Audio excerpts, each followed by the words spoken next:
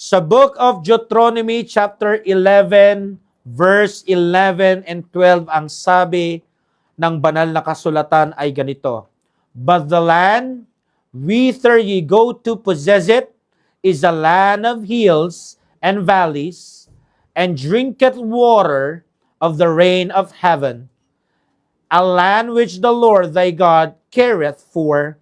The eyes of the Lord thy God are always upon it, from the beginning of the year, even unto the end of the year."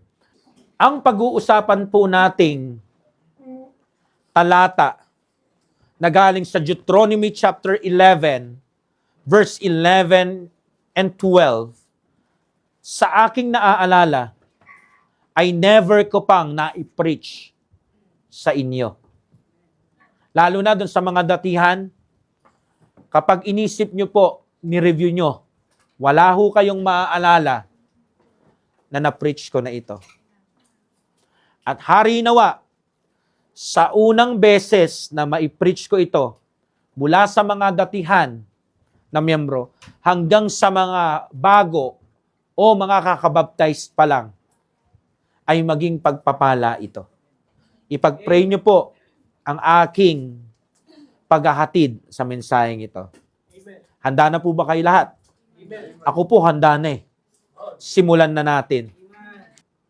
Habang ang mga Israelites ay nagme-make ng kanilang way patungo doon sa promised land, Moses, yung kanilang leader, provides them with various guidelines or instructions.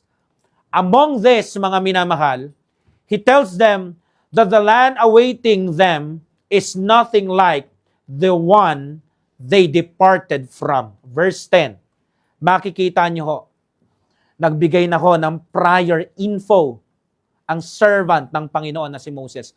For the land whither thou goest in to possess it is not as the land of Egypt.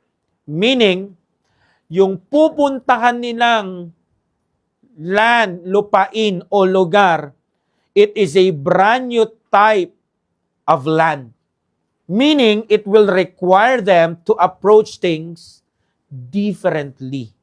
Ibig sabihin, magre-rely talaga sila ng todo o solely on the Lord. Nang mabasa ko ho, etong mga talatang ito, hindi ko ho mapigilang hindi ma-recognize yung connection between Moses at yung sinabi niya na pupuntahan nilang promised land na Canaan sa New Year na pinapasok natin ngayon. Kung paano ang mga Israelites ay patungo doon sa isang lugar na pwede natin ikulong sa isang salita, unknown. Yung taon na to ay ganon din sa ating lahat. Isang malaking unknown. This new year will be nothing like the one we've just left behind. In fact, it is a new land we are stepping into. To succeed in this new year, we may need to do things differently. Hindi katulad nung last year. Above all, pwede itong mag-require sa atin na dapat nating i-fully crucify yung ating mga sarili sa Lord Jesus Christ. Amen? Kasi yun lang ang tanging paraan ngayong 2026. Moses is making clear to Israel that Canaan, this land, is all yours. Ngayong Sunday na ito, ngayong unang Sunday ng taon na ito, ng 2026, ganon din po ang sinasabi ko sa ating lahat. Ang New Year na ito, etong bagong taon na to, atin din ito. Amen? Amen. Regardless, kahit ano pang maging circumstansya ang meron tayo ngayon at kakaharapin natin sa unknown na taong ito, hindi magbabago yung katotohanan. This land belongs to us. Kaya nga ho, samahan niyo po ako na lumakad sa pananampalataya. Amen? Na may pagsisikap na maunawaan at bigyan ng assurance ang bawat isa. Gamit ang salita ng Diyos, pagtibayin yung ating tinatawag na pagtitiwala na ang Diyos natin magpo-provide. Siya ang mag-handle ng every matter na mag-a-arise sa taong ito. Nais ko pong i-preach sa inyo ang mensaheng pinamagatang, this land of the new year belongs to us. This land of the new year belongs to us. Number 1. Dahil nandito tayo sa isang malaking unknown, gaya ng lupain ng promised land sa harapan ng mga Israelites. New land sa kanila, sa atin naman, New Year. Amen? Number 1, New Year roaming. The New Year roaming. The promised land is said to have hills and valleys. Meaning, it is very different from Egypt. Bakit? Kasi ang Egypt, flat. Wala akong mountains doon. Walang hilltops. Walang valleys. Ibang-iba po ang Canaan. Ibang-iba ang promised land. Kasi kung ano yung wala sa Egypt, meron doon. Doon maraming hills, doon maraming valleys. Ano yung realidad na gusto kong makita nating lahat? I want you to know that itong 2026 na ito, magkakaroon tayo ng ups and downs. Bilang individual na mananampalataya at umasa tayo as a church, it will be a year of hills and valleys. Kaya ihanda na natin, mga minamahal, yung ating mga isip. I-condition na po natin yung ating mga puso at yung ating mga kaluluwa na kung merong paparating na mga pagpapala, meron ding mga paparating na pala ng pagsubok. Na mararamdaman mo para ka talagang pinapala at para kang binibistay ba. You will have moments on the top of the mountain. Papasok ka sa mga tagumpay ngayong taon. Kasi ang pinasok ng mga Israelites, isang lugar na mabundok. Ibig sabihin, may tuktok. At masaya po ako sa bawat isang papasok sa tugatog ng tagumpay nila. Huwag nating makaligtaan. You will also walk through life's valleys. Yung mga mountains na yan at valleys na yan, hindi yan katulad nung nakaraang taon. Iba to. Kaya ihanda na po natin ang ating mga mental na kalagayan. Hindi po kasi pwedeng tatanggapin lang ng isipan natin at tatanggapin lang ng puso natin at kaluluwa natin at malakas lang yung boses natin ng praise the Lord sa hilltops. Umaasa ang Panginoon na umaalingaw-ngaw pa rin yung praise the Lord kapag nandun na tayo sa valleys. Amen? Amen. Pero kahit ano pa po ang pasukin natin, paakyat man tayo o pabulusok, gusto ko lang pong sabihin sa atin na huwag mong kakalimutan, this land of the new year belongs to us. May parte ka dito, it belongs to you. May bahagi kang makukuha sa bawat bundok ng tagumpay at bawat valley ng pagsubok. Pwede yung iba mapaaga, yung mga bundok, meron naman yung iba sa gitna makakarating, sa gitna ng taon makakarating dun sa tuktok, yung iba naman baka patapos na yung taon. Meron naman, yung iba naman pabaliktad. Nagets nyo? Amen. Ang mapaaga naman yung valleys. Pero ano't ano pa man, mga minamahal, gusto ko lang sabihin sa atin, ano man ang mauna, mountains man or valleys man, ang Diyos natin hindi tayo iiwan. Amen. Siya ang nagtawid sa atin sa taong ito. Siya ang dahilan kung bakit nakapasok tayo sa unang Sunday ng taong ito. Psalm 37:23 Psalm 37:23, ano nakalagay? The steps of a good man are ordered by the Lord, and He delighted in His ways. So anong gusto ko pong ma-remember natin? The Lord is in control. Mula paakyat hanggang pababa. Both ups and downs. Hindi po to motivational speaking. Ito po yung pagsasabi ng totoo. Kumbaga, nagkakaroon na tayo ng stretching of our faith. Kasi both, pag paakyat ka, kailangan mo ng malalakas na binti. At di lang malakas na binti, handang mga binti paakyat. Pero kung hindi rin malakas ang binti mo at hindi rin handa ang binti mo, pwede ka rin mapahamak pag pababa, gugulong ka. At umasa na tayo na meron tayong mga kasama na mahihirapan paakyat at meron talagang pupulikatin, madudulas, at gugulong. Kailangan nandun tayo kasama nila. Amen? Amen. Bilang kapatid, itayo sila. At ikaw naman, kapatid, kapag ikaw naman ay gumulong, tumayo ka din. Amen. Amen. Kasi kasama ito sa taon natin sa Panginoon. Gusto ko lang po kayong bigyan ng brotherly na heads up.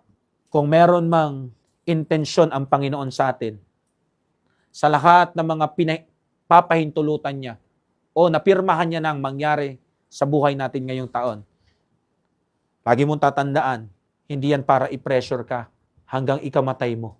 Bagkus, ang pleasure niya ay mas umigting yung pamumuhay mo kay Kristo. Makita mo na wala siyang maitim na balak sa'yo.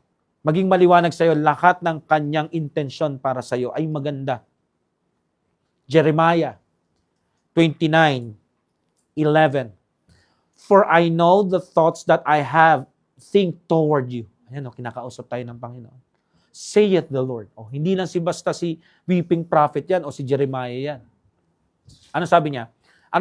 Paano daw siya mag-isip towards sa kanyang mga anak? Thoughts of peace.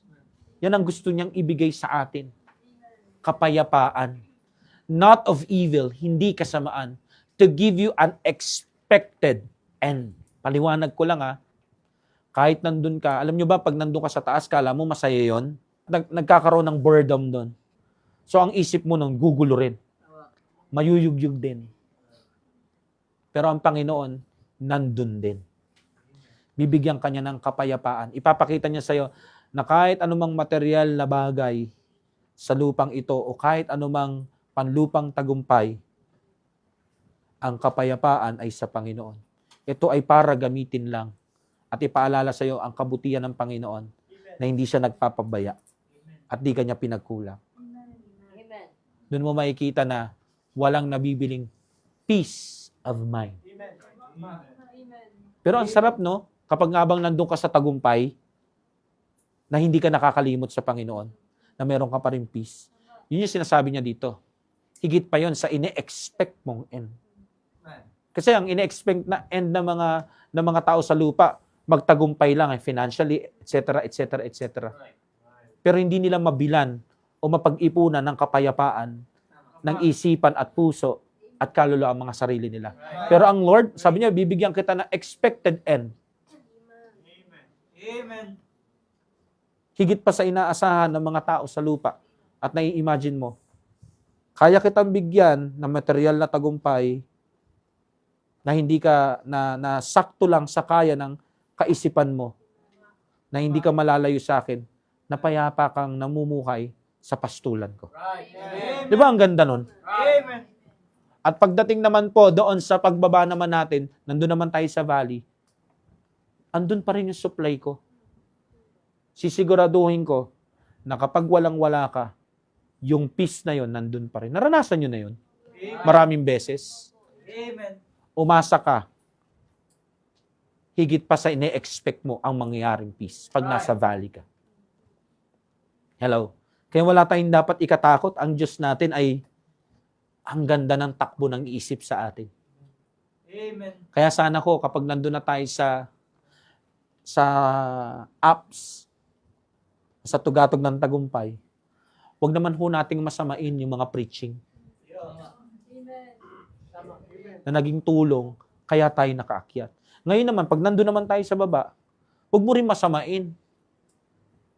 Na para bagang dapang-dapa ka na, tas ganyan pa yung preaching na naririnig ko. Hindi ho. Baka yung sinasabi mong tinatapak-tapakan kang preaching, yun pala ang kailangan mong pakinggan. Ayaw mo lang pakinggan. Mga minamahal, ayos natin mga isip natin. Huwag masyadong negatibo. Ang Diyos natin gusto tayong bigyan ng kaisipan na nakakatulog tayo sa gabi at payapa tayo sa lahat. May kaaway na. Huwag mong agawan ng trabaho si Satanas. Hindi kailangan ng sub ni Satanas. Kayang-kaya niya yung trabaho niya. Panghawakan mo na. Itong land ng bagong taon na to, akin to. Nasa tugatog man o pabulusok man. Amen? So therefore, as this year progresses, huwag ka nang masurprise. I-expect mo na yung hindi mo ine-expect. Ano yun, Pastor? Yung expected end ng Panginoon na hindi mo masusukat, hindi masayod. So, wag na po tayong magulat kung merong mga bundok, tugatog ng tagumpay o apps na makikita mo, hindi naman ako karapat dapat dito eh. Tapos meron ding mga pagbulusok na, Lord, sinunod kita, di ba? Pero bakit ako bumubulusok? Parang sinasabi mo rin, hindi ako karapat dapat doon. Expect mo both. Hindi niya yung pipirmahan kung hindi makakaganda sa atin. Right. Right. Amen. Amen. Yung isa dyan, pampagana eh, di ba? Yung isa, pampalakas. Sa relasyon, kailangan natin ng mga pampagana. Yung mga bundok, pampagana. Pababa, pabulusok, yun naman yung pampatibay ng relasyon na makikita mo na kung hindi mawawala ang lahat, hindi mo malalaman na si Jesus Christ pala ang lahat-lahat mo. Di ba? Ang ganda pa rin. So, be ready sa good times, difficult times. Parang pagpasok sa school yan eh. Hindi naman laging gusto mong pumasok, di ba? Darating yung panahon na hihilahin mo yung sarili mo. Lalo na kapag alam mo may difficult na subject na kahit nag-review ka, ang hirap talaga na itong subject na to. Kahit anong explain sa akin, hindi ko talaga maintindihan. Ganun din ang Christian life eh. Kahit anong preaching madalas, nung wala ka dun sa sitwasyon, gets na gets mo eh. Pero nung nandun ka na, hirap na hirap ka, mahirap talaga magsalita mga minamahal. Huwag kang magsasalita na tuturuan ko si ganito, tuturuan. Baka ikaw ang maturuan. Tama. Kakaturo mo, ito dapat, ito turuan to. Baka makakita mo, di ba? Sa'yo pala nakaturo ang Ama sa langit, it's time to shine. Hindi ka magsha-shine kung nasa liwanag, dadaling kita sa dilim. Our Lord Jesus Christ knows the way perfectly and has prepared it for us. Alam niya ang daan. Nandun yan sa Psalm 23. The Lord is my shepherd. I shall not want. Pansinin niyo yan. Sino ang shepherd? Ang Lord. Siya ang pastol. Sino ang tupa? Tayo. Sabi dyan sa verse 1, hindi daw tayo mangangailangan ha. Verse 2, He maketh me lie down to green pastures. Akala nyo ba mga minamahal na ang green pastures ay doon lang sa patag o sa baba? May mga green pastures po na kailangan aakyat ang mga tupa at ang maglilid sino? Ang shepherd. At hindi alam ng tupa yon kung saan yun papunta. Kaya nga, ang sabi dyan, I shall not want sa one, di ba? Bakit? Kasi lahat ng pangangailangan ng tupa, alam ng pastol kung saan makukuha. Okay? He maketh me to lie down in green pastures. Pansinin niyo yan, ha? Pag green pastures, bukas yan sa langit, sa ilalim ng langit. Kitang-kita mo na green yan. Diyan kumakain ng mga tupa. At diyan din sila nagpapahinga. He leadeth me beside the still waters. Pag uminom sila sa running water na masyadong malakas, kahit nakatayo sila, nakalublob lang yung ulo nila, nalulunod sila. So alam ng Panginoon kung saan yung mga payapang tubig.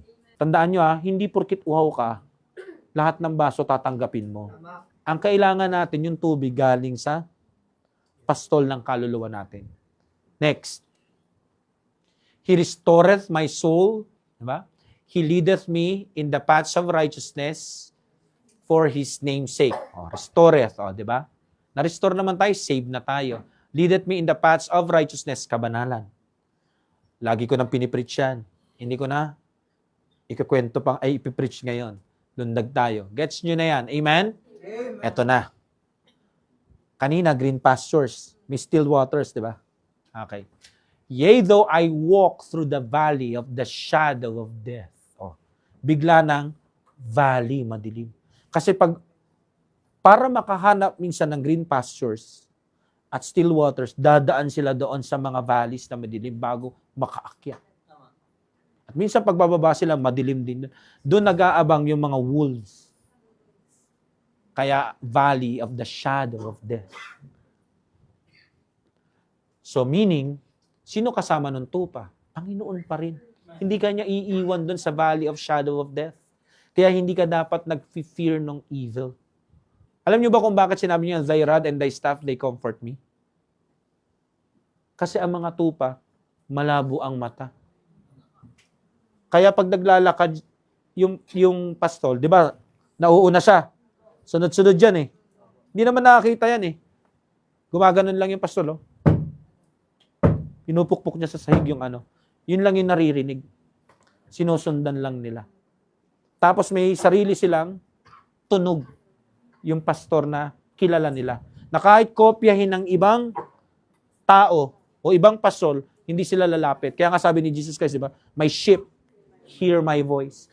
Kaya yung mga nakikinig ng preaching na nasa church, na tumatagal ng taon, hindi masunurin, hindi mapagpasakop, ayaw sumuko sa boses ng Panginoon, baka hindi sheep, baka goat. Yung goat, mahilig manuwag kahit nakatayo ka lang, di ba? Baka hindi niya kilala yung pastol ng kaluluwa niya. Okay? Kaya maging masunurin na po kayo. Medyo nakahalata So, ang gusto ko lang pong sabihin sa inyo, ang Panginoong Hesus, alam niya ang daan. Alam niya kung saan yung green pastures, alam niya kung saan yung still waters, alam niya yung daan doon pataas. Alam niya rin yung iba pang mga daan na madidilim pababa o bago umakyat. So kung kabisado niya yon, wala tayong dapat ikatakot. You are walking with Jesus. Kailangan mong sampalatayanan na safe ka. Safe, hindi save. Meron pa ring valley. Hindi kanya isi-save o aalisin yung mga valleys para hindi mo yung maranasan. Dadaan talaga tayo sa valleys, pero lalabas ka doon na safe. Walang makakagalaw sa'yo. Amen? Hindi siya papayag na makuha tayo ng kahit sino palayo sa kanya. Siya ang nagprepara ng daan.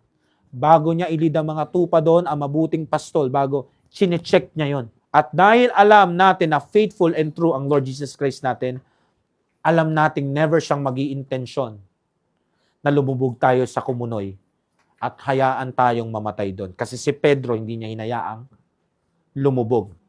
Ipagpasalamat natin na meron tayong Diyos ng Diyos ng mga hills. Amen? Amen. Diyos ng mga valleys, Diyos ng tagumpay, Diyos ng kabiguan, Diyos ng liwanag, Diyos na madidilim na sandali.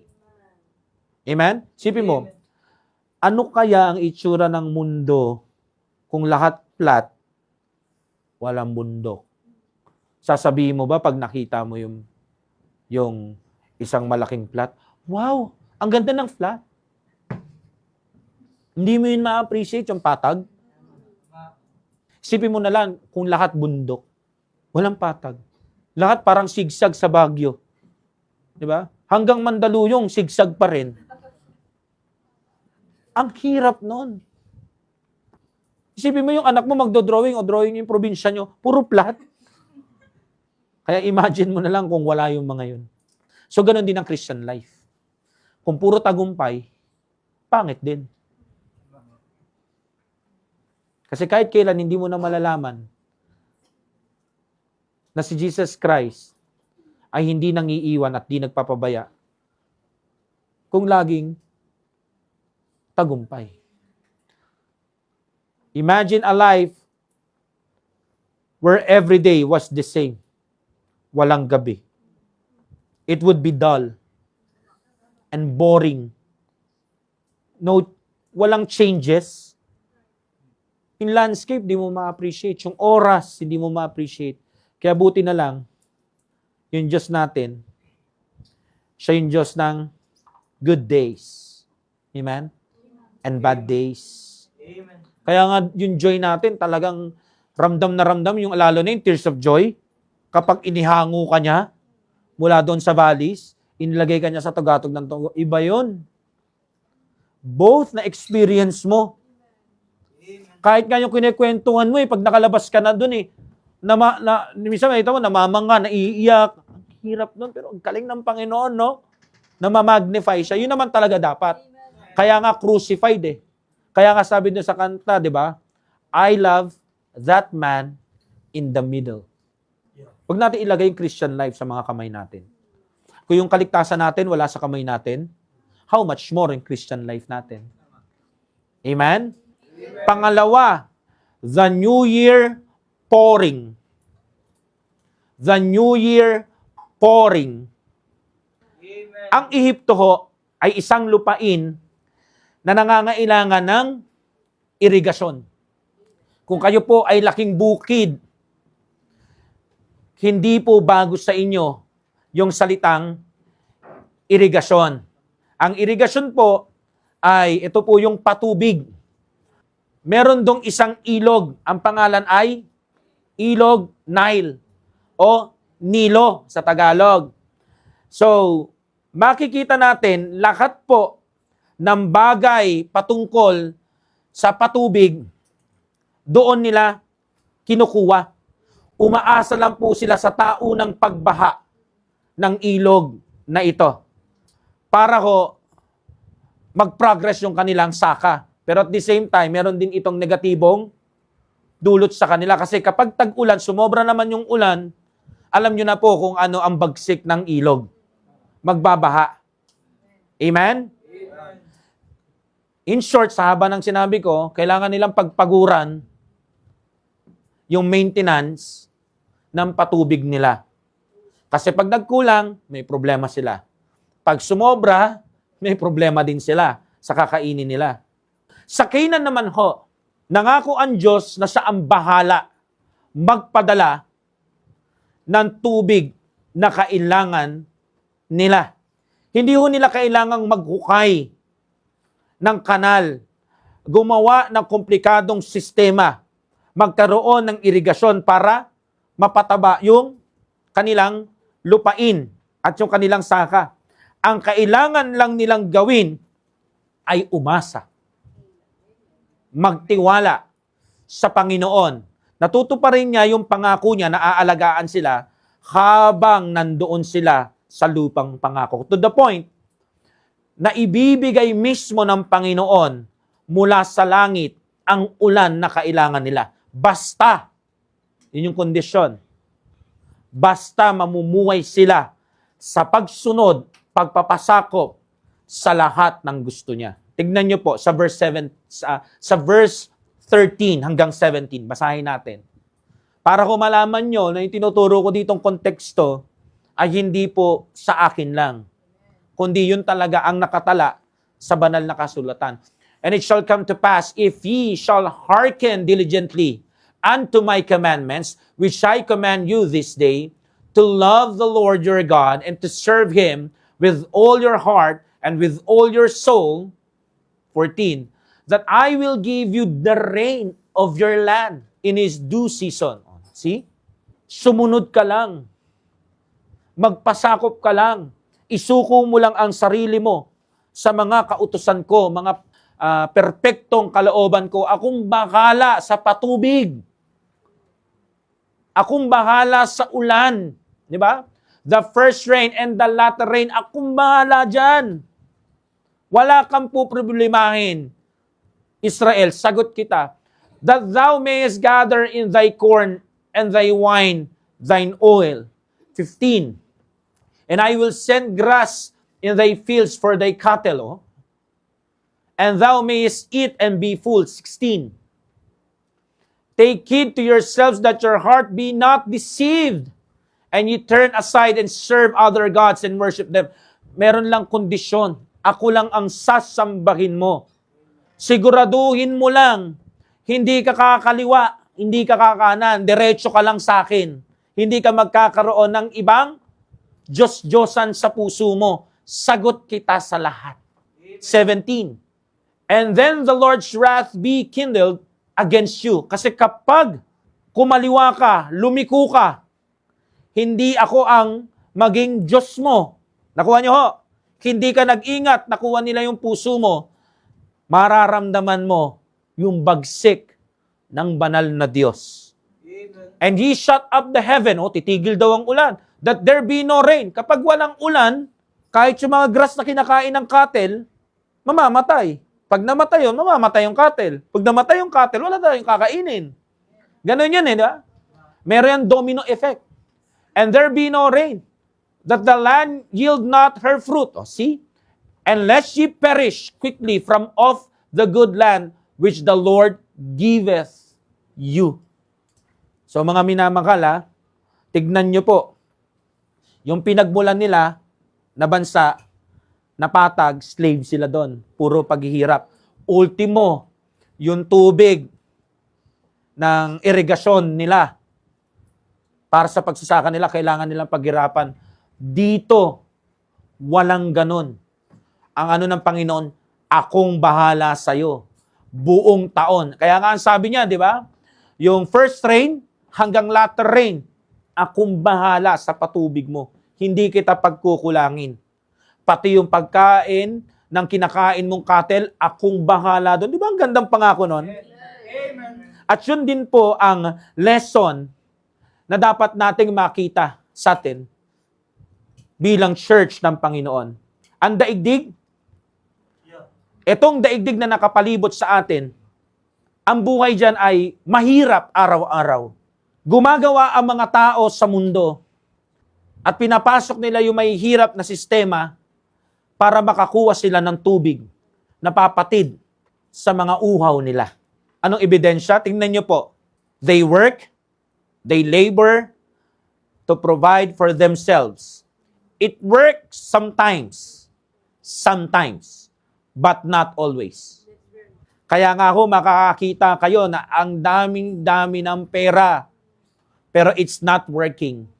Sa sarili nila, sa marriage nila, sa parenting nila, at kahit sa pagiging anak nila, it's not working. Kaya nga sometimes, pero not always.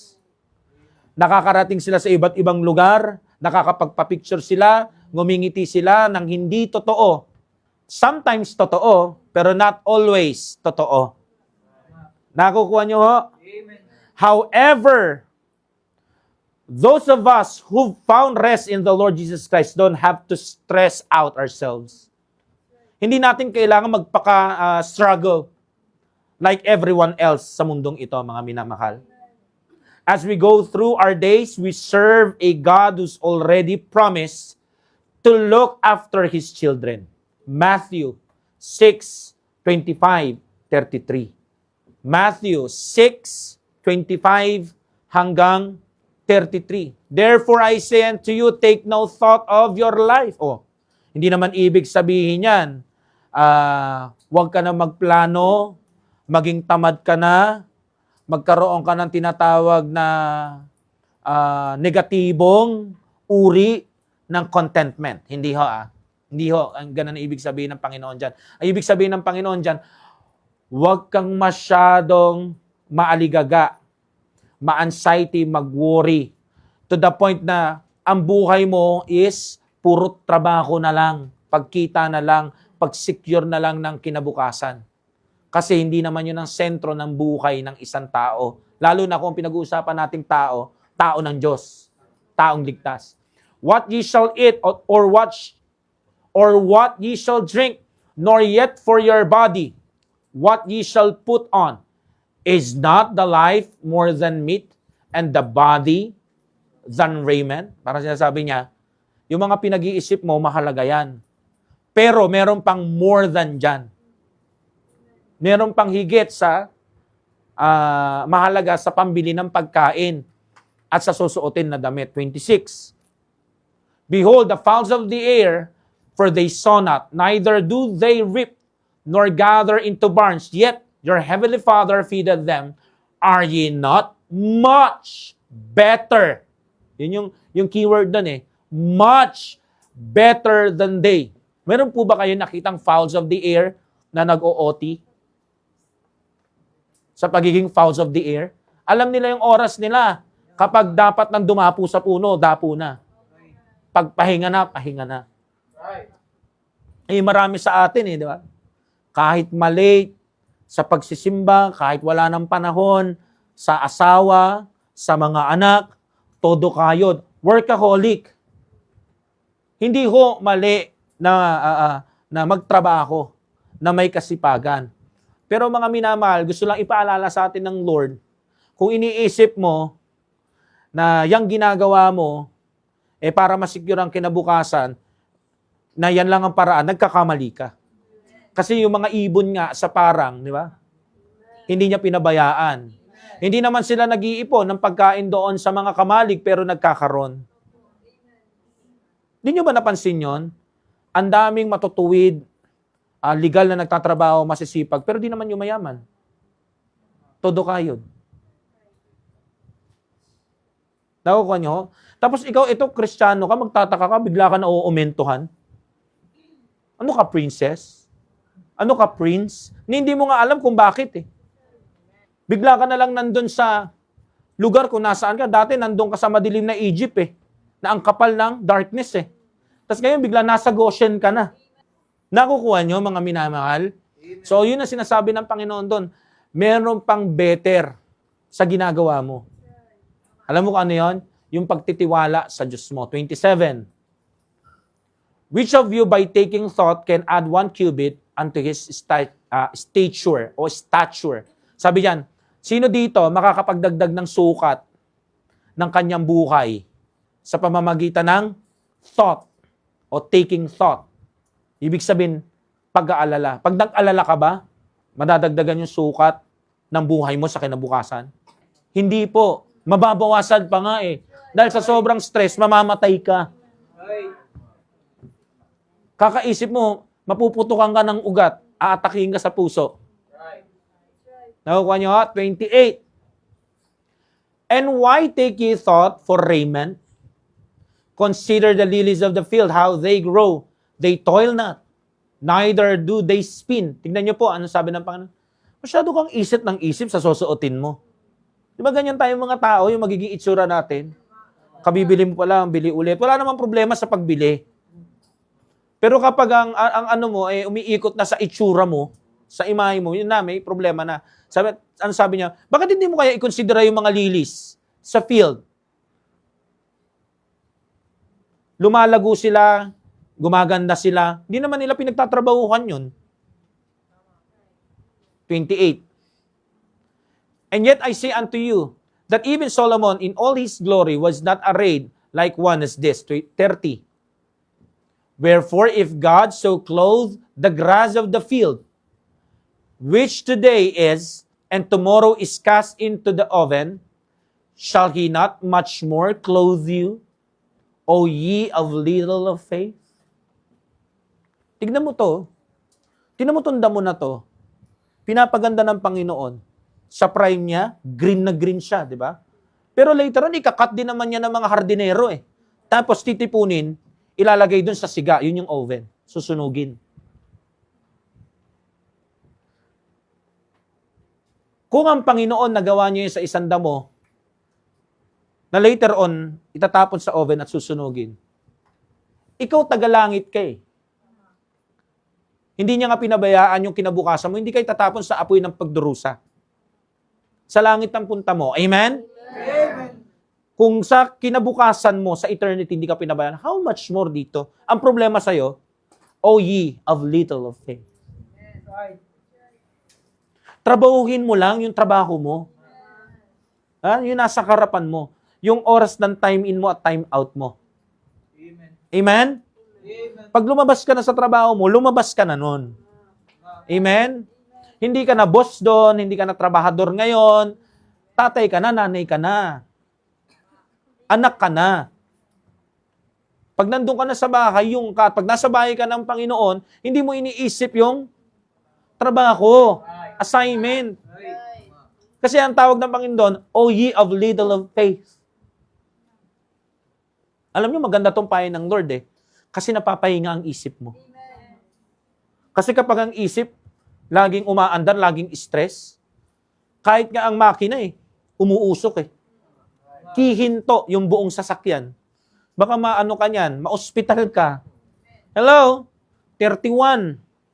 So maganda itong katotohanan na to, spiritually at physically.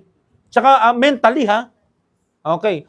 Therefore take no thought saying, what shall we eat or what shall we drink? Wherewithal shall we be clothed? Ito na yung masyado nang nag-aalala. Alam niyo itong, what shall we eat? Mukha bang pinabayaan tayo? Yung lapad mo na yan. Yung floppy na tiyan mo na yan. Na lagi mo pinag-iisipan, paano mawawala ang bilbil na to? Eh, laki ng ambag mo dyan. Di ba? What shall we drink? Ultimo yung laso na soft drinks. Iniinom mo. Ang daming supply nung nakaraan. Nung Noche Buena. At nitong nakaraan. Hello? Yung dugo mo, amoy caffeine na, amoy kape ka na. Nakukuha nyo ho? Sasabihin mo, ano isusuot ko next year? Paano ko madadamitan? Ang dami mong damit ngayong taon. Pagbukas mo ng pagbukas mo ng aparador, biglang gumuho, tinabunan ka. Na landslide ka, hindi ng lupa, ng damit. Yeah. Hindi ho tayo pinabayaan ng Panginoon itong mga nakaraan taon. Minsan nga, kung naaano ka na nai-stress ka na ano bang isusuot ko? Ang dami. Hanggang umabot ka na sa punto, kailangan ko nang mamigay. Lagi ako nalilate pag Sunday.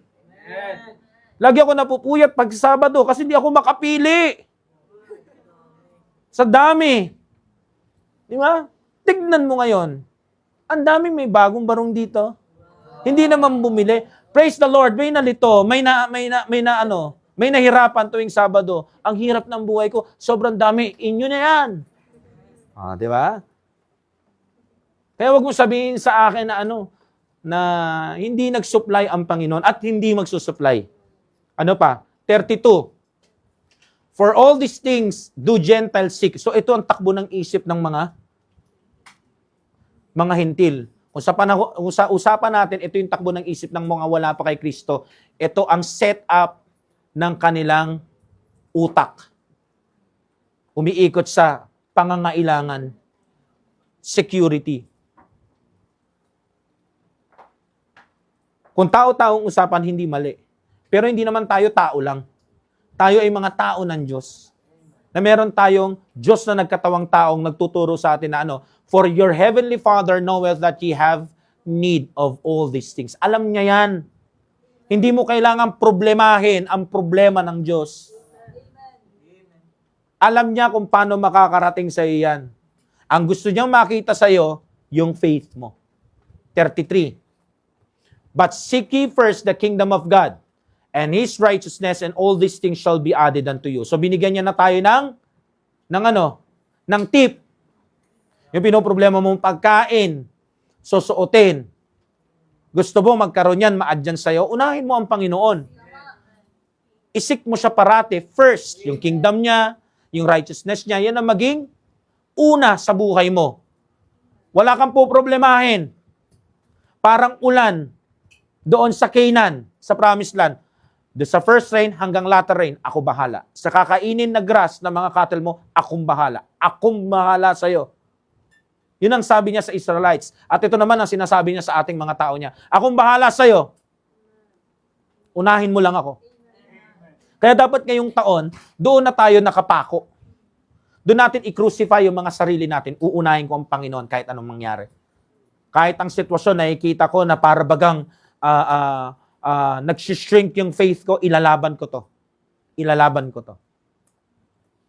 Amen? Amen. So, i-crucify na po natin yung sarili natin na pag sinabi ng Lord, ako bahala, pagkatiwalaan mo ang Lord, doon ipako mo na yung salitang, ako na ang bahala sa iyo, anak. Ako nang bahala dito, nak, tumabi ka. Ipako mo na yan. Amen. Amen? Sa puso, kaluluwa mo at isip mo. Tapos lagi mo sabihin, ang Diyos ang bahala.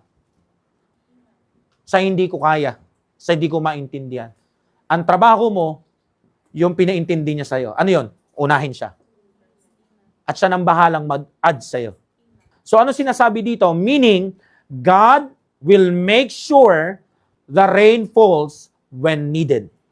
Sinasabi sa atin ng Panginoon, sa panahon na kailangan ng ulan, makakaasa ka doon sa tinatawag na pouring, pagbuhos ng ulan ngayong taon. Kung kailangan mo ng ganito, hindi ko yan ipagdadamot sa iyo. Makakatingin ka sa akin ng pouring of blessing. At itong New Year na ito po dapat yung maging sandalan. Meron tinatawag na New Year pouring.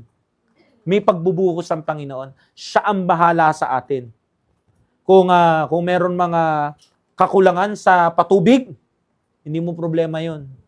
Wala ka na sa Egypt eh. Dito ka na sa Canaan. Ang Diyos na ang bahala dito. Ang kailangan mo lang, mag-walk by faith. Sumunod. Magpasakop. Isuko ang sarili sa commandment ng Panginoon. Anong command sa atin ng Panginoon ngayong taon? Ma-crucify tayo kay Kristo. At the rest, siya na ang bahala. Amen? Amen. Tandaan nyo po, yung ulan, doon sa bundok, doon sa hilltop, can nourish 100 valleys.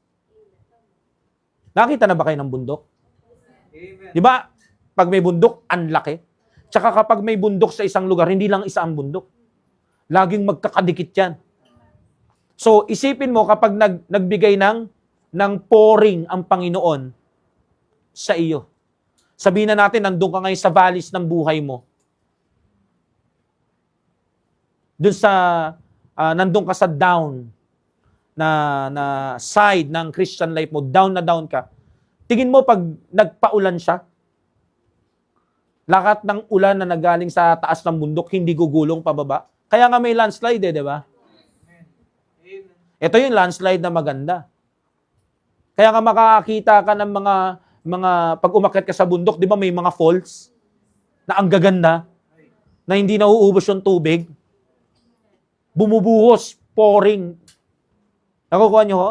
Ngayon, kapag galing ka dun sa taas, hindi mo naabutan yung ulan, tapos bumaba ka, kumbaga, yung buhay mo, Christian life mo, durug na durug, tuyot na tuyot ka, wala ka ng pag-asa.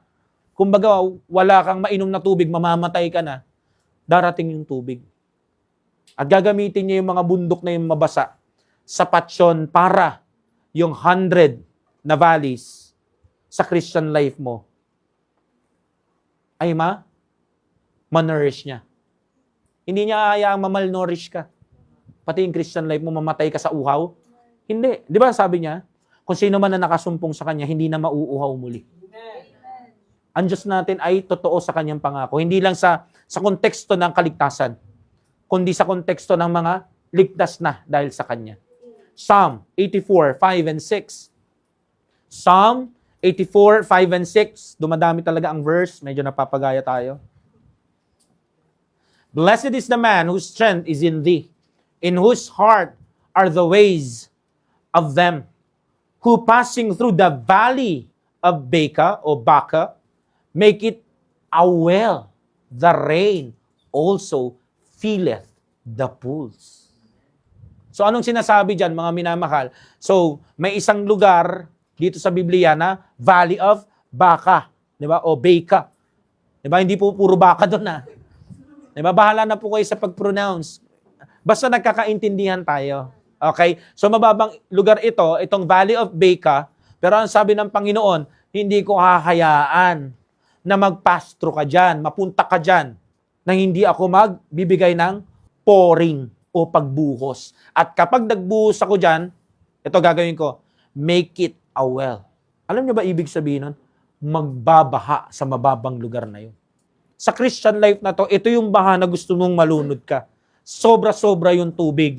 Di ba? Sabi niya, the rain also filleth the pools. Mag-uumapaw kahit yung mga liguan nila. O kaya yung mga lugar na merong anyong tubig, lahat yan, aapaw. So ang Panginoon natin, hindi nangiiwan. Ang kailangan lang natin gawin, maging masunurin, mapagpailalim. Amen? Amen. Isuko natin yung sarili natin sa kanyang sinabi at halimbawang iniwan. At ngayon, ang binibigay sa atin ngayong taon, yung ma-crucify tayo with Christ. Ang linya dyan dapat lagi natin sa pamumuhay natin ngayong taon, kung gusto natin ng New Year pouring, not I, but Christ. Kapag meron kang desisyon sa buhay mo, meron kang papasukin na bagay, samahan man o kahit ano, meron kang gagawin, tanungin mo muna ang sarili mo, ang nangingibabaw ba si Kristo o ako? Kasi dapat not I, but Christ. Kasi ang buhay natin dito sa lupa, kanino na daw? Hindi na sa atin. Kaya nga sabi doon sa talata, di ba sa Galatians 2:20, anong sabi? I am crucified with Christ. Nevertheless, I live. Yet not I, but Christ liveth in me. Ito yung magandang linya. And the life which now I live in the flesh, yung pinamumuhay ko sa laman dito sa lupa, hindi ko na yan ipinamumuhay sa sarili ko. Pinamumuhay ko na yan saan? I live by the faith of the Son of God. Paano ginagawa yon? Kapag merong salita ng Diyos, merong instruction sa prescribed word of God, ang ginagawa doon, para masabing walking by faith, sinusunod. Nagpapailalim ka. Ginagawa. Ipinapako mo yung sarili mo doon. Hindi ka humihiwalay sa prescribed perfect will ng Diyos. Kaya kung makikita mo yung iniisip mo, yung sinasalita mo, at yung gagawin mo, kontrang-kontra sa crucified with Christ, kontrang-kontra do sa not I but Christ, huwag mong gawin. Lalo na kung merong preaching, yung pastor, ito yung sinabi, yung mga tao sa paligid mo, ito ang sinasabi.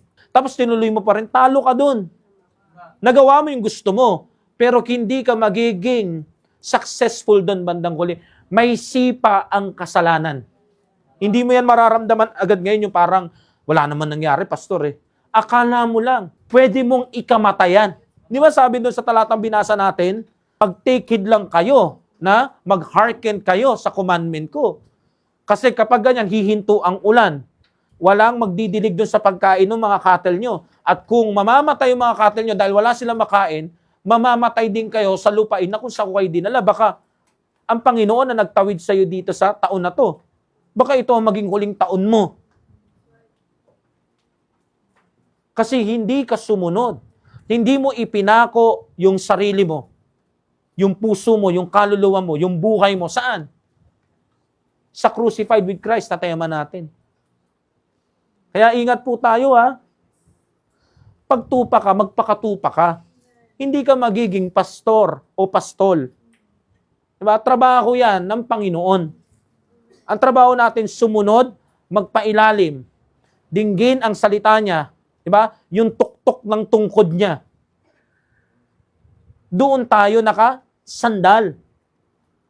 Kung gusto po natin yung paglakad natin sa taon na to, 2026, itong Valley of Baca na to, magkaroon ng well at mapuno yung mga pools, alam nyo na kung anong gagawin nyo. As we pass through the valleys, we'll find God's blessing waiting for us. Kailangan po natin tawirin to. At hindi po tayo pwedeng lumakad sa 2026 sariling lakad. Hindi pwede. Kailangan nalakad tayo sa instruction ng Panginoon. At ang instruction ng Panginoon sa atin, Galatians 2:20. Hindi ka pwedeng humiwalay, ipako nga eh. At mabubuhay ka doon. Kaya wala dapat nakakaramdam na ito yung tema natin, para kang namamatay. Hindi ho. Kasi sabi doon, I am crucified with Christ, nevertheless, I live. O dapat buhay ka. At doon po makikita natin, habang nagpapass through tayo sa mga valleys, makikita natin na yung tinatawag na pouring of blessing ng Lord sa Christian life natin at sa church na to. At yung ulan na yon mula sa hilltops, sufficient yun. Pagugulungin ng Panginoon sa Valley of Baca, ng Christian life natin at ng church na to sa taong 2026, sufficient yun to carry us throughout the year. Amen? Tapos na tayo sa the New Year roaming. Tapos na rin tayo sa the New Year pouring. Pangatlo, the New Year guarding. The New Year guarding. Siguro naman alam nyo na yung word na guard. Pagbabantay. At pag merong pagbabantay ang Diyos, nandun tayo sa loob ng proteksyon ng Diyos. The Bible tells us God cares about this new land. Meaning, the children of Israel can go there with confidence po. Knowing that their God goes before them. Kasi alam nila, pag meron silang pinasok na lugar, hindi sila pumapasok mag-isa. Kasama nila ang Panginoon. Alam nila nung sinabi ng Panginoon, papasukin na natin ang Canaan. Amen? Amen. Alam nila, kasama siya doon. At ngayon, sinasabi ko po sa inyo, ngayong araw ng linggo na to, itong unang linggo ng taong 2026, sa pagpasok natin sa lupain na ito ng 2026. Hindi tayo papasok dito as a church mag-isa. Hindi ka papasok dito as a Christian ng mag-isa. Kasama natin ang Diyos natin. Amen. Kasama natin si Jesus Christ. Amen. Our Jesus Christ sees everything. Amen? Amen. Kahit yung mga kakaharapin natin, bago pa yan mag-arrive, bago pa yan lumanding, yung mata ng Panginoon, nakabantay na po. Nakabantay na yan sa every step natin. Kung mayroong madadapa, nakaalalay na siya para hindi madapa. Kung mayroong matuluyang madapa, meron siyang paraan para itayo yung madadapa. Kung gagapang ang church na to, alam niya kung paano tayo itatayo. Amen. Nakukuha nyo ho? Our loving God, Jesus Christ, is committed to watching over us sa loob ng taong 2026. Kasi sabi niya, yung first rain, latter rain, akong bahala lahat. Throughout the year. Kaya nga doon sa text natin, sa verse 12, ano nakalagay? Paki-flash nyo lang po, ano nakalagay doon? Di ba? Doon sa huling linya. From the beginning of the year, even unto the end of the year. Mula simula ng taon hanggang dulo ng taon, andon ang Panginoon. So meaning, our Heavenly Father watches every curve of the road ahead and sees all the hills and valleys na mai-encounter ng kanyang mga children. Amen. Nakatanaw siya, nakamasid, nakabantay, nakahanda. Preparado ang Panginoon. Ba't tayo nabibigla? Kasi hindi tayo ang Panginoon. Pero hindi ibig sabihin na bigla tayo, hindi na rin alam ng Diyos ang gagawin niya. Alam na alam niya po kung anong gagawin niya. Amen? Kapag lumapat yung tuhod natin sa lupa, sa sobrang bigat ng laban, alam niya rin kung paano tayo itatayo at iaangat. Nakukuha niyo ho? Nakikita niya kung ano yung paparating sa atin bago pa ito dumating sa atin. Hello?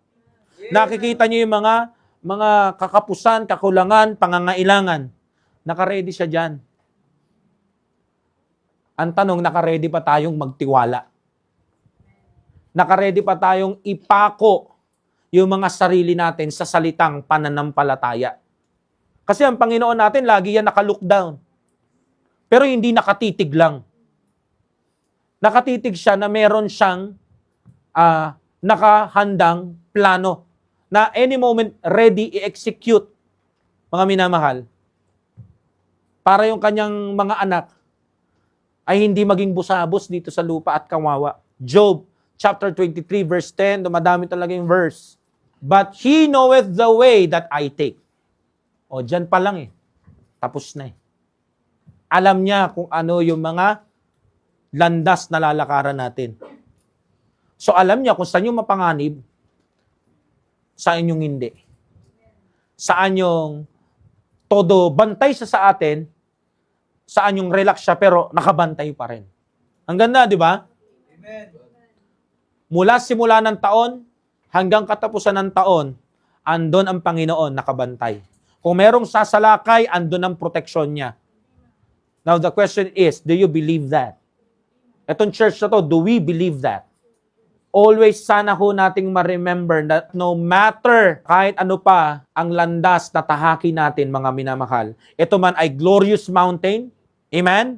O yung mga tinatawag na low valleys, gusto kong sabihin sa atin, we will never be out of our Father's sight.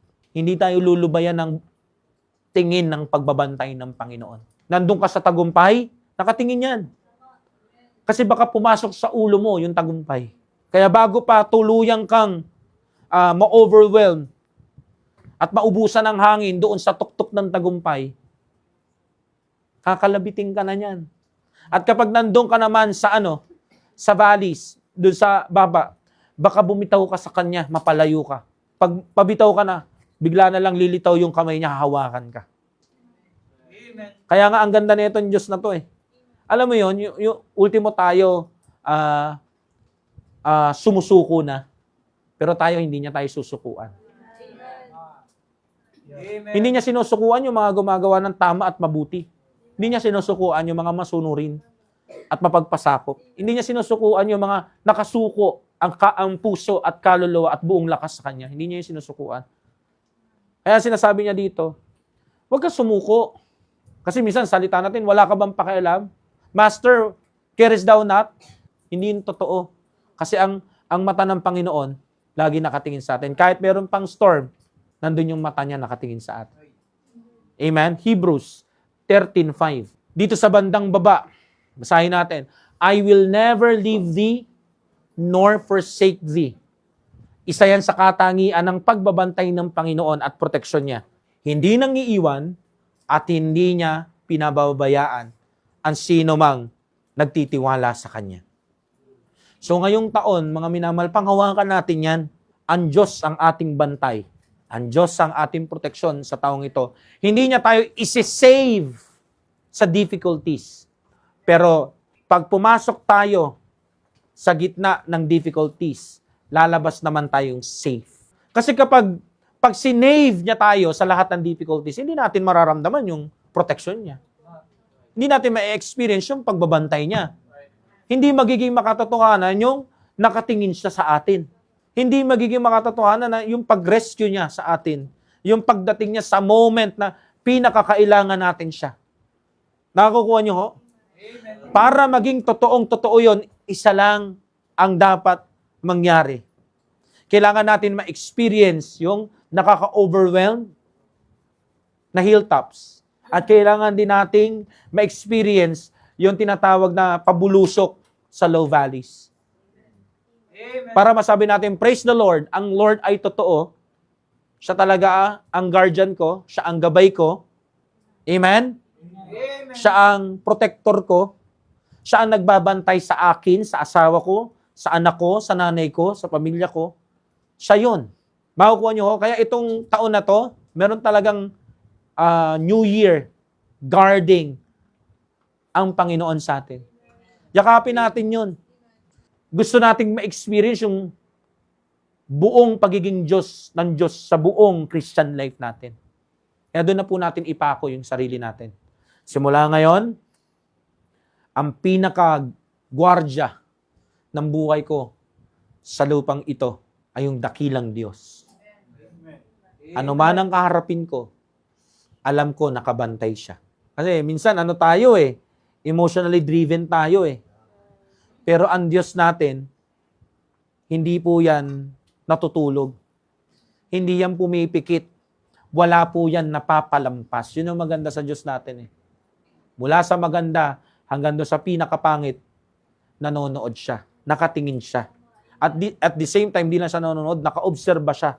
Alam niya ang gagawin niya sa bawat mai-encounter natin.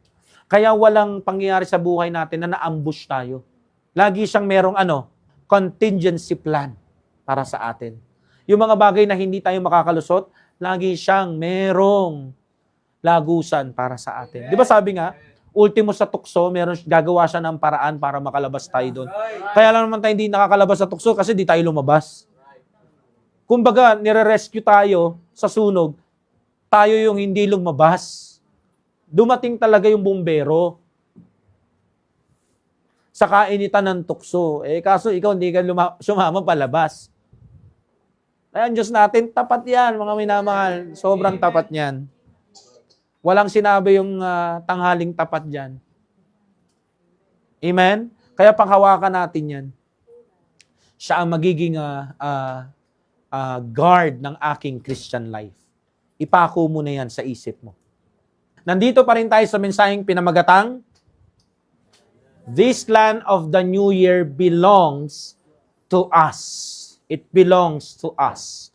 So, Deuteronomy chapter 11, verse 11 hanggang 12. So, tapos na tayo sa point number 1. Ano yung point number 1? The New Year roaming. Number 2, the New Year pouring. Number 3, the New Year guarding. Lahat yan. Lahat ng points na yan, ang gaganda. Amen? Kasi meron tayong magandang Diyos. Amen? Na merong magandang intentions at plano sa atin ngayong taon.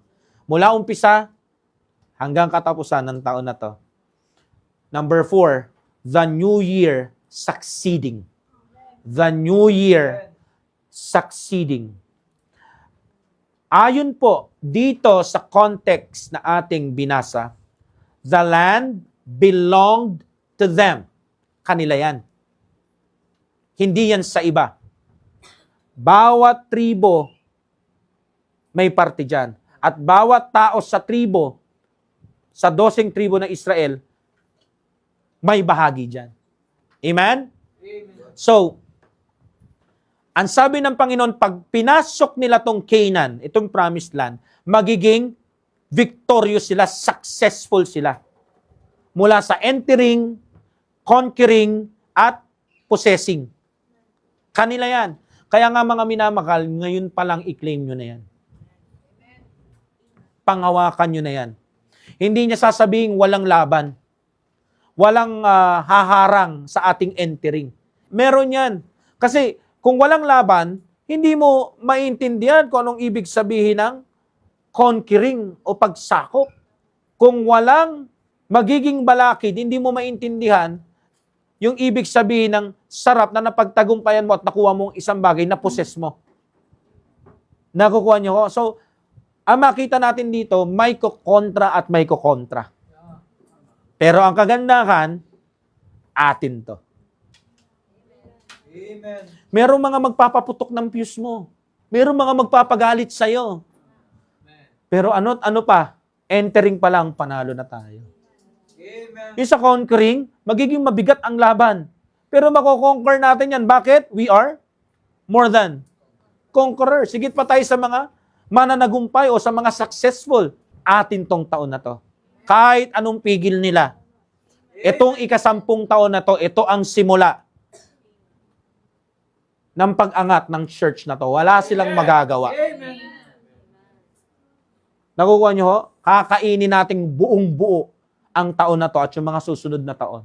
Pero hindi sinabi ng Panginoon na walang mga tao doon. Walang mga Canaanites. Walang hindi papalag. Walang challenge. Pero ang magandang pangako ng Panginoon, kahit pumalag pa sila, wala silang magagawa. Amen. Atin to, sa'yo to. Binigay na sa kanila yung rights eh. Walang makakapigil sa kanila na yung entering, conquering, possessing ay maging realidad. Alam mo kung sino lang pipigil sa kanila doon? Yung wag silang pumasok, wag silang makipaglaban, at wag nilang kunin yung lupain. Yun lang. Ang pipigil sa kanila, sila. Sa kawalan ng pananampalataya. Kaya wag din natin pigilan yung sarili natin.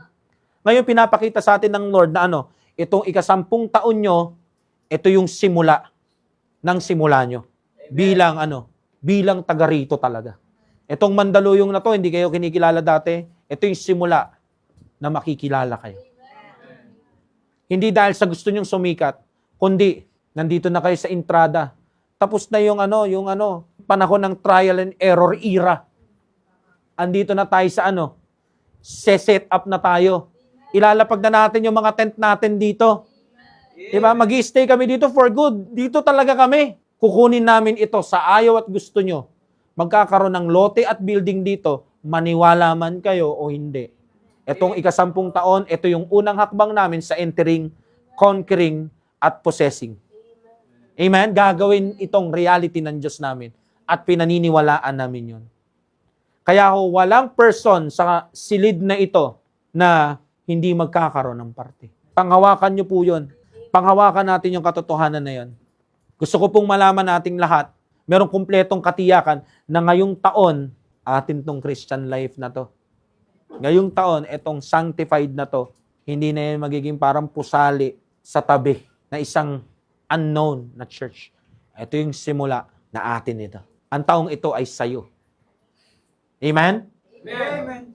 Anuhan mo yan? Hawakan mo yan. Ang taon na to ay akin kasi binigay ng Panginoon. Noong nakaraang taon, di ba, gulong ka? Pero itong taon na to, yung tulong niya, akin. Ang Panginoon ngayong taon, akin. Kasama ko siya. Papasok ako sa bagong yugto ng Christian life ko. Papasok ang church na to sa bagong yugto ng church life natin. Mag-iiba kami ng pacing. Hindi dahil sinabi namin, kundi yun yung preaching. Mga minamahal. Atin ang taong ito. Kahit marinig pa ito ng kahit sino na kukontra, wala silang magagawa. Kasi yung mga tao sa Canaan, walang nagawa. Sigurado, maraming sinabi yung mga taga-Canaan, lumayas kayo dito, bla bla bla bla bla. Andun pa rin ang Israel sa lugar kung nasaan sila hanggang ngayon. Kung kaya yung gawin ng Panginoon sa mga tao niya sa Old Testament, hindi ba niya tayo tao sa New Testament, sa nabuhos sa dugo ni Kristo? Kaya niya rin gawin yun. Nagawa niya nga sa isang malaking bansa eh. Kayang-kaya niya yun sa maliit na kongregasyon na to. Kasi walang mahirap sa Panginoon. Ang mahirap lang, tayo. Kasi baka tayo, nandun pa rin tayo sa linyang, O ye of little faith. Kaya kailangan na po natin ipako ang mga sarili natin sa buhay pananampalataya. I-challenge natin yung ating mga sarili na pag nanampalataya tayo, hindi ako magbibigay ng limos na pananampalataya, kundi buhos talaga ako pag nagtiwala sa Panginoon. Kapag na-balance out na at naging malinaw na yung mga hills and valleys natin ngayong taon, pag na-settle na po yan, makikita po natin yung ultimo, yung lahat ng gulo, pati yung lahat ng mga bagay na kalmado sa taon na to na 2026, sa church na ito, makikita natin, hindi tayo talo. Walang nagtiwala sa Panginoon na talo. At hindi magkakaroon. Hindi ko po sinasabi na magiging all fun ang taong ito. Para ka nagge-games lang, na lagi kang nananalo. Tipong sisiw lang yung mga challenges. Kayang-kaya natin yung mga levels. Hindi ko po sinasabing ganon. Ang gusto ko pong sabihin sa ating lahat, kumbaga, na said and done na lahat. Itong taon na to, makikita nyo po, sa dulo, great blessing po ito. Hindi sa church lang, higit sa lahat, sa'yo. Sa bawat isang nagtiwala sa preaching na ito.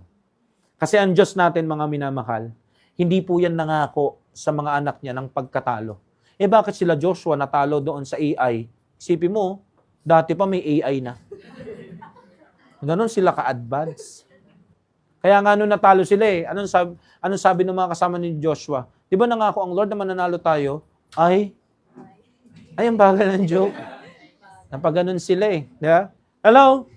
Hindi naman sila natalo dahil hindi totoo ang Panginoon sa pangako niya. Natalo sila dahil kay Achan, may ginagawang kasalanan, natago.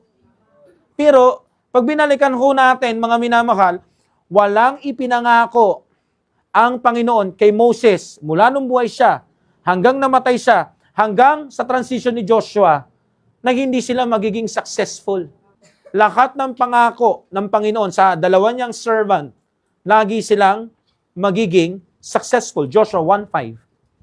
Joshua 1:5. Tignan niyo po. There shall not any man be able to stand before thee all the days of thy life. As I was with Moses, so I will be with thee. I will not fail thee, nor forsake thee. Yan ba tunog na mabibigo? Hello? Ibig sabihin, pag may humarang na tao sa harapan mo, Joshua, at si Joshua ay representative ng buong kongregasyon ng Israel dito. So sinasabi niya dito, ang tagumpay ni Joshua, tagumpay ng buong Israelites. At ang sabi niya dyan, no, kahit sinong tao pa yan, hindi yan mananaig sa'yo. Habang nabubuhay ka, hindi sila mananaig sa'yo. Alam niyo kung sa akin yon, ipangako ng Panginoon na ako'y nasa pwesto ni Joshua, grabe yung kumpiyansa ko nun. Nakakaano yun nakakabuhay ng damdamin, mga minamahal. Kaya dapat po, mabuhayan tayo gamit ang mensahe na to. I-take mo itong pangako ng Diyos na ito na para bagang ikaw si Joshua at kasama ka sa kongregasyon ng Israel. Na ang Panginoon ay walang balak na ipatalo ka at ang buong Sanctified Baptist Church. Merong mga tao, mga man, na sasabing, di nyo maaabot yan. Ano sabi niya? They will not stand. Pwede nilang sabihin, masyado naman nagpipiling si Pastor Ray, nasa si Joshua, sino si Caleb, si Kuya Mark, tapos yung mga bagong miyembro, yung why not? Yun ba nakikita mo habang nakikinig ka nito? Are you scared na mangyari sa amin to? Yun ba ang revelation sa'yo habang nakikinig ka? Why not? Bakit naman namin hihindihan? Kalooban ng Diyos siya. Diba? Amen. Bakit hindi? Yayakapin ko ng buong buo yan. Kung yan ang paraan para maraming maligtas sa lungsod ng Mandaluyong, yung sinasabi mo, masyado siya nagpipiling, i-feel ko talaga yan. Hindi ko aayawan. Aayawan mo ba yan? Walang mananalo sa'yo? Amen? Amen. Dapat yun ang natin. Joshua 10:8. And the Lord said unto Joshua, fear them not, for I have delivered them into thine hand. There shall not a man of them stand before thee. Diba? Ang gandang pangako niyan kay Joshua at sa buong bansang Israel. Huwag kang matakot kasi nga, ibinigay ko na sila sa kamay mo, talo na sila. At yun po dapat ang niyayakap natin ngayong taon. Kahit parang hindi natin nakikita sa physical nating mata, makita natin sa mata ng pananampalataya, finish na to. Panalo na kami. Kailangan lang namin pagdaanan ka, kailangan lang namin marinig lahat ng sasabihin mong masakit, pero hindi ka na namin maririnig pagdating ng panahon. Kaya i-enjoy ka na lang namin. Kumbaga sa basketball, alam namin na kayang-kaya namin kayong talunin. Alam namin yung laro nyo, pero kailangan lang namin lumaro. Kasi wala naman nag-champion na hindi naglaro. Pero hindi namin kayo lalaruin. Siseryosohin pa rin namin kayo. Gagawin namin maganda yung laban kasi ang ganda ng pangako ng Diyos namin. Amen? Amen. So, doon pa lang mga minamahal, ma-encourage na tayo. Si Joshua na-encourage na dito So, anong resulta? Di ba lumabas siya sa tent niya? Tapos, anong ginawa niya? Nung naging garantor ang Panginoon ng success sa kanila, anong ginawa niya? Lumabas siya. Ano sabi niya sa mga tao ng Diyos? Tara, magayos kayo. Pupunta tayo sa battlefield. Di ba? Kaya dapat tayo, mabuhayan tayo. Kasi hindi naman tayo yun yung nagbibigay ng tagumpay sa sarili natin. Not I, not us, but Christ. Amen. Hello? Ang hiling ko nga ngayon sa Panginoon, ngayong naririnig natin tong preaching na to bago siya magsara, na i-grant niya tayo, mga minamahal, ng strength na ilakad ito. Yung nangako ang Panginoon, 50% fulfilled na yung pangako Hinihintay na lang yung hakbang natin sa pagtitiwala doon sa sinabi niya. Meron ba dito gustong sumama sa akin na ilakad yung tagumpay na yun? Yung kalahating 50%. Kasi ako gusto ko po itong pangako ng Panginoon na ito. Pangakuan ka na hindi ka matatalo. Buong buhay ko, talunan ako Tapos biglang mangangako ang Diyos sa'yo na kahit kailan, di ka na matatalo. Galing! Pag pinasok nyo tong taon na to, alam ko may laban, magiging mabigat ang laban, pero hindi ka uuwing luhaan. Kasama mo ako, huwag kang matakot. Tignan nyo po sa 13 hanggang 17 nung text natin. 13 hanggang 17, basahin natin. Anong sabi dyan? And it shall come to pass, if ye shall hearken diligently unto my commandments, which I command you this day, to love the Lord your God, and to serve Him with all your heart and with all your soul. Paulit-ulit ang Lord dito di ba? Sa linyang ito. Nasaan yan? Nasa Deuteronomy 6:5 din yan So paulit-ulit din ng Panginoon sa atin doon sa surrender. Tapos na yung taon na yon, yung tema na yon, pero inuulit niya sa atin. Ito ang sikreto sa tinatawag na the New Year succeeding. Ito yon. Serve Him with all your heart, with all your soul. So ibig sabihin, yung buong lakas natin, dyan natin ibibigay. 14. That I will give you the rain. Your land in its due season. First and latter rain, that thou mayest gather in thy corn, and thine wine in thine oil. 15. And I will send grass in thy fields for thy cattle, that thou mayest eat and be full. 16. Take heed to yourselves that your heart be not deceived, and ye turn aside to serve other gods. Worship no other gods. Lahat tayo nag-i-struggle dyan. Lahat tayo may idols. So yun ang pinaka-kondisyon. Walang Diyosan. Yun ang commandment ng Panginoon na hindi tayo humiwalay. Na yung puso natin, kaluluwa natin, at yung buhay natin, hindi makuha ng mga Diyos-Diyosan ngayong taon. Amen. Dapat nakapako tayo sa nag-iisang tunay na Diyos. Hindi tayo nakapako kasama ng mga Diyos-Diyosan natin. Nagigets nyo ho? Amen. Wala nakasabit sa pinto ng mga puso at kaluluwa natin na parang mga crucifix na Diyos-Diyosan. Walang ganon. Tayo mismo nakapako kay Kristo. Amen ha? Tandaan natin to lahat ha. Tatandaan ko, tandaan mo, ipaalala natin sa isa't isa kung ano yung dapat tayong mag-hearken, mag-obey, mag-submit, mag-surrender. No other gods. Hindi tayo pwedeng maging servant ng ibang gods at worshiper ng ibang gods. 17. And then the Lord's wrath be kindled against you kasi magagalit ang Panginoon sa atin as a church. And He shut up the heaven, and there be no rain, that the land yield not fruit, unless ye perish quickly from off the good land. So itong taon na to ay good year sa atin. Ayon sa salita ng Diyos pero may kondisyon. Sabi niya, meron kayong New Year succeeding, kahit sinong tao sa harapan nyo, hindi magtatagumpay. Kahit harangan nila yung entering nyo, kahit pigilan nila yung conquering nyo, kahit sikapin nilang hindi mangyari yung possessing ngayong taon, hindi sila magtatagumpay. Mabibigo lang kayo kapag nagkaroon kayo ng ibang Diyos na paglilingkuran at sasambahin. So, pwede ba mga minamahal? Hello? Amen. Pwede ba ako mag-request?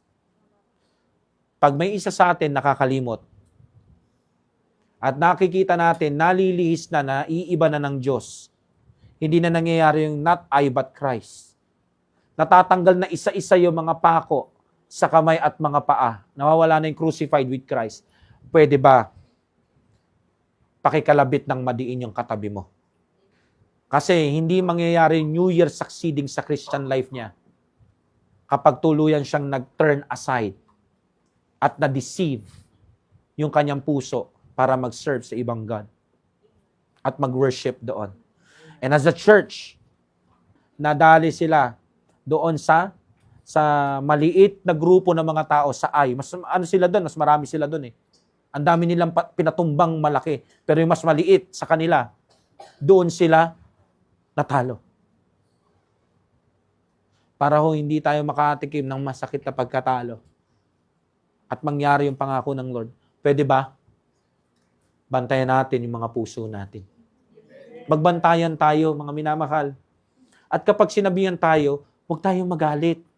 Kasi hindi lahat nakikita ng dalawang mata natin. Kailangan pa natin ng isang mata ng kapwa natin mananampalataya na magsasabi sa atin, kapatid, medyo nakukuha na yung puso mo na. Medyo napapaturn aside ka na. Hindi ba other gods yan? Baka nagsiserve ka na dyan. Too much time ka na dyan. Diyan ka na naglalagi. Nagiging ano mo na yan. Bahay-sambahan mo na yung bagay na yan. Amen? Amen. Pwede ba ngayong taon na huwag tayong maging lenient, complacent? Pwede ba ngayong taon maging ano tayo? Mahigpit. Mahigpit una sa sarili natin, tapos yung higpit na yon ipasa natin sa iba. Hindi para ipakitang mas magaling tayo sa kanila, kundi gusto nating yung New Year succeeding na yon as a whole, as a church, lahat tayo nagiging successful. Ang people ng Israel, binigyan sila ng babala doon sa mga talatang binasa natin sa verse 13 hanggang 17. Amen? Ang tanging barrier lang para mapigilan yung tinatawag na enjoyment ng succeeding na ito, na pinangako ng Lord sa kanila sa loob ng promised land, ay walang iba kundi sila. The only thing that can hold us back this year as a church family, at maging as individual na mananampalataya ni Kristo, tayo din. Ourselves. Kung lalakad tayo patiently, magwo-walk by faith sa pagsunod sa Panginoon, yung victory is already ours. Kaya ipako natin yung mata, tenga, puso, at lahat sa sistema natin na maipapako natin sa Panginoon, doon sa entering, conquering, at possessing na yon. So let us crucify ourselves to the truth that we have in our beloved Christ this 2026. This land of the new year belongs to you. It belongs to us. Atin to.